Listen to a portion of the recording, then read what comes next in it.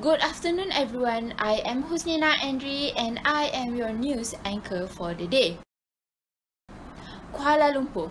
Poachers are the biggest threat to the critically endangered panther Tigris jacksoni, more commonly known as the Malayan tiger.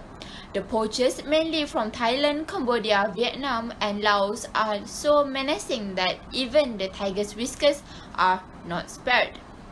Tiger Protection Society of Malaysia Rimau President Lara Arifin said every part of the tiger from whiskers to tails were traded in illegal wildlife markets. Lara said Rimau came to know that more than 100 poachers' camps were discovered in the Royal Belum Forest in Perak between 2013 and 2017. Snares are the poachers' weapon of choices as they are cheap and easy to be set to catch the tiger. There are known cases of tigers suffering for days after being snared. She also highlighted the excessive hunting of sambar deer for satay meat and rending rooster by restaurants, which lead to its dwindling numbers. Sambar deer are a favorite source of food for the tiger, which can feed up to 10 days. With the deer itself now facing extinction, its absence from several key protected forests are leaving tigers hungry. Among the concerted effort undertaken by Rimau, she said, was the establishment of the Merak Patrol units among the Jahai Orang Asli community living in the Royal Belum Forest Reserve.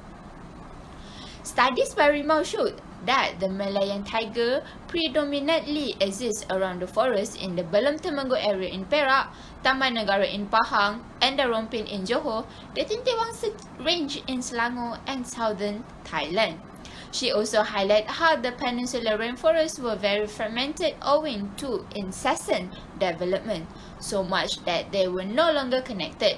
Lara stressed that Rimau's purpose was to ensure that the Malayan tiger survived into the next century. Thank you for listening. For more information, keep watching News About.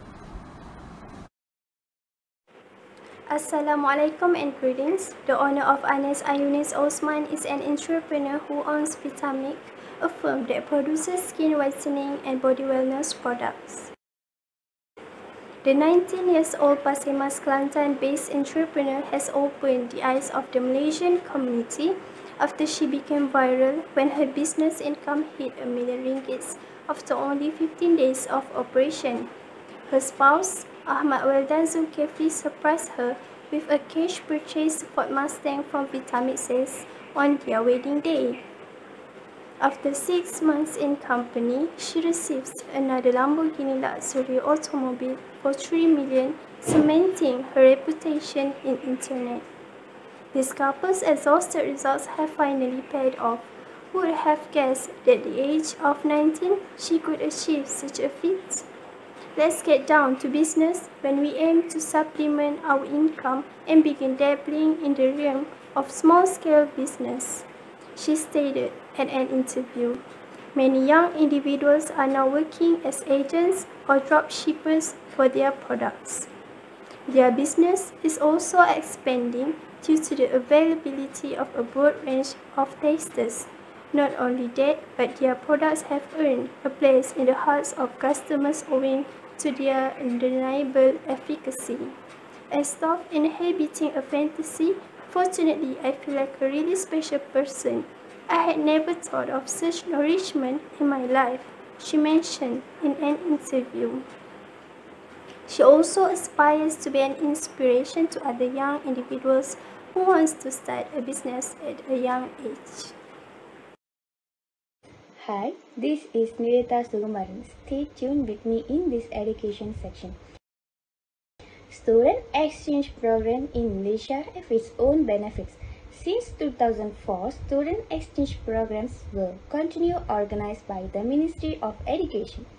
Every year, a large number of students who participate in this student exchange program travel to other institutions in Malaysia or abroad.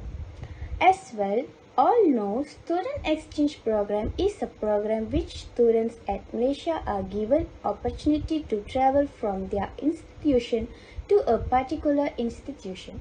Some of the students may travel around Malaysia, or some will have opportunity to travel abroad. In addition, the student can use this as an opportunity to experience different methods of teaching and find out what type of learning works best for them.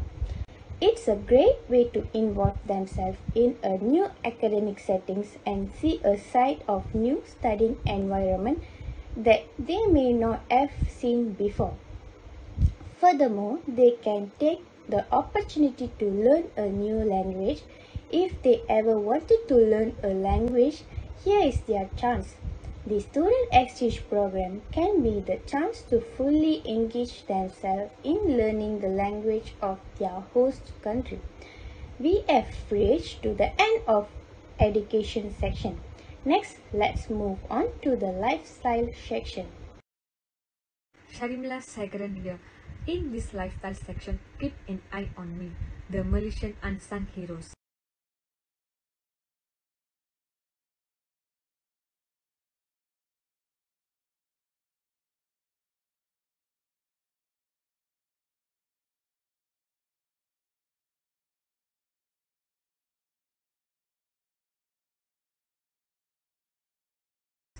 There was continuous heavy rain since 17 December 2021 morning.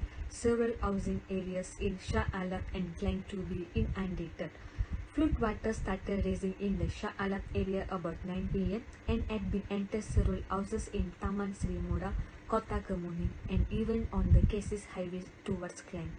Not only residents, but the animal at those flood areas also were affected. The situation gets even worse when human and animal don't have any basic needs. Many unsung heroes had helped them as voluntary. In addition, Rakyat Jaga Rakyat heroes differ to the people who go to the places in person to bring relief to the victim. A group of Abang Deliver riders set out to help flood victims among the Orang Asli. These heroes are on the move with photos showing Malaysians assisting other Malaysians circulating on social media, paying groceries, participating in clean-up operation, and many other acts demonstrate how willing Malaysians are to help one another. Moreover, the post was written to convey their gratitude for the unity that has been demonstrated by people of all races. For us, Malaysians, the flood disaster that struck the country was true eye-opener.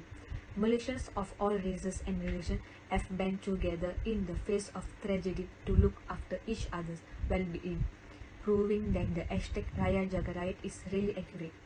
Fortunately, this was not the case during the flooding, as animal lovers rallied together to ensure that their very little pets were not left behind. A post viral on Twitter of heroes who braved to save several cats that were stuck in a house had been swallowed by floodwaters. This section of lifestyle has to come a close. Let's move to the sport section now. Assalamualaikum and greeting to all. After 42 years of waiting, the Malaya's Tiger have finally been selected for the ASEAN Cup 2023 qualifier.